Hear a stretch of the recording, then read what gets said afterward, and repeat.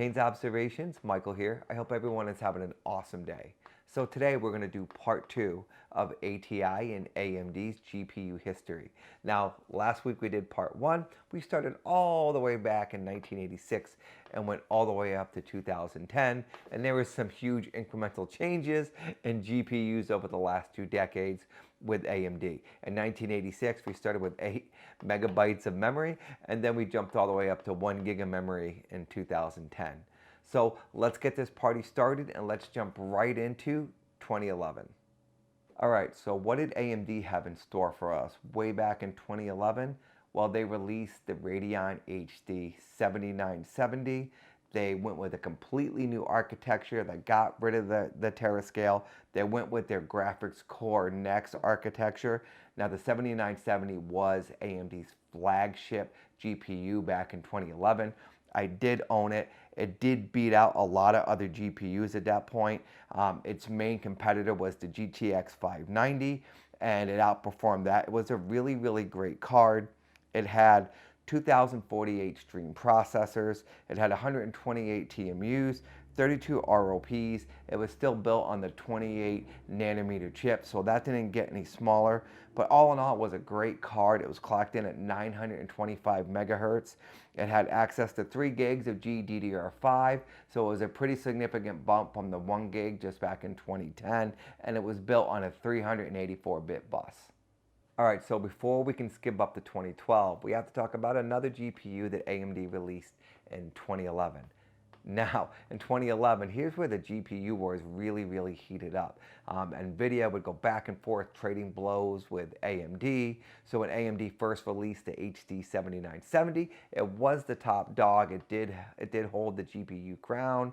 So then NVIDIA fired back with the GTX 680, which overall was the better card, and it won in most all games, even over the other edition that AMD released that we're talking about now, the 7970 HD gigahertz edition. But it was really, really fun back in the day to watch these guys go back and forth, kind of like they're doing today. All right, 2012, the Radeon 8000 series. And there's really not much to talk about here. There weren't really anything special. It seems like they took a bunch of the 7000 series cards and just kind of mashed them all together. So we're really just going to kind of skip 2013 and we're going to jump right up to 2014. All right, so what did AMD have in store for us back in 2013? Well, that was the R9 290X. This was a really great GPU. It had 2,116 stream processors, 176 TMUs, 64 ROPs, and it had 4 gigs of GDDR5, so we've really come a long way since 1986 on memory, and it was all done over a 512-bit bus. Now the R9, it did even outperform back in 2013 the GTX Titan and GeForce GTX 780. It was a really great card. This is one of the AMD cards that I didn't get the pleasure of owning back in 2013. I kind of wish I did. Now, this thing did have some issues being so fast. It got really, really hot. Super hot. The stock fan on the stock cooler was kind of crappy and it got really, really loud. Sometimes it sounded like a jet engine taking off. But outside of the thermal issues, it was a really great card. And again, AMD did hold the GPU crown for a while, at least back in 2013.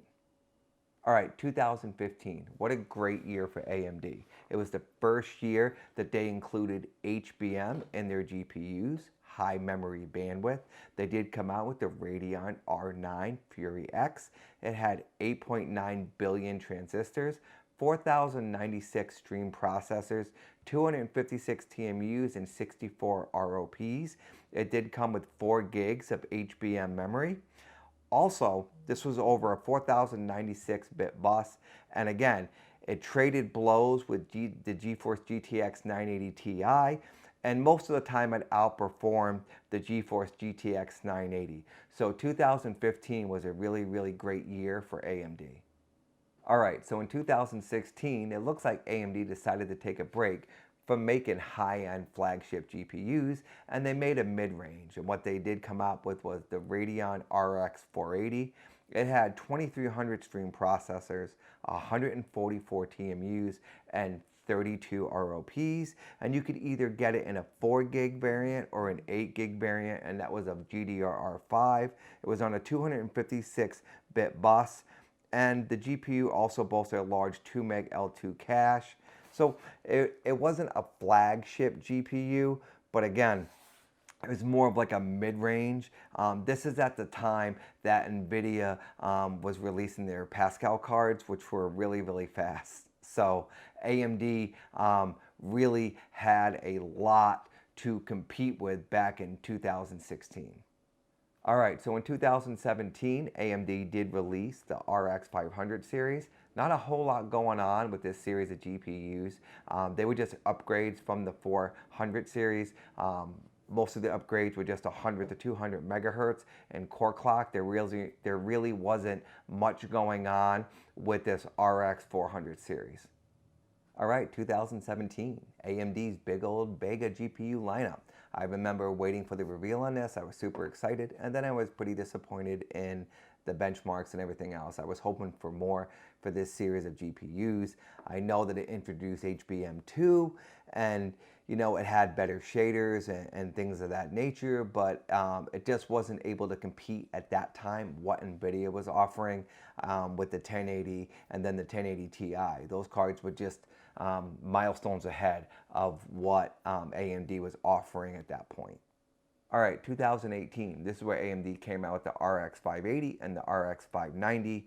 This is when NVIDIA was coming out with their 2000 series, which was really kind of a step ahead of AMD. And actually for a while at this point, NVIDIA was always, it seems like, one step ahead of AMD when it came to GPUs.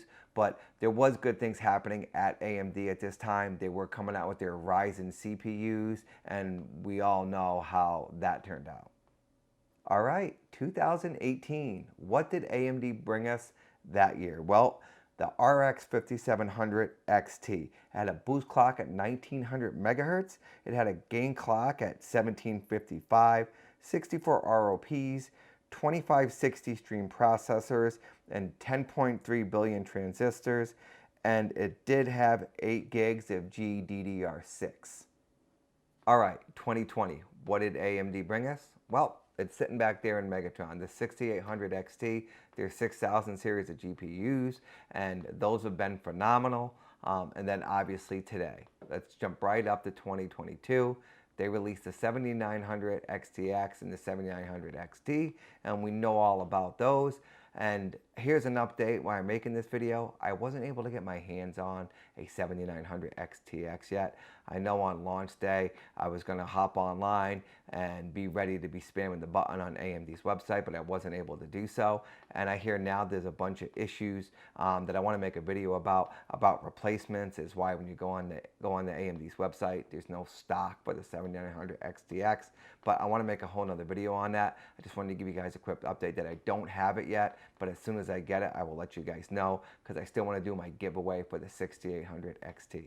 So guys, I hope you like this video. If you do, please go ahead and smash that like button. And if you're new to my channel, don't forget to subscribe. I thought it was a lot of fun reviewing the history of ATI and AMD's GPUs, starting all the way back from 1986 and all the way up till today of 2023. It was a lot of fun and I really enjoyed it. Post down in the comments below. Let me know what you guys think. And as always, stay safe, stay healthy. I appreciate you. And I'll see you guys in the next one. Take care.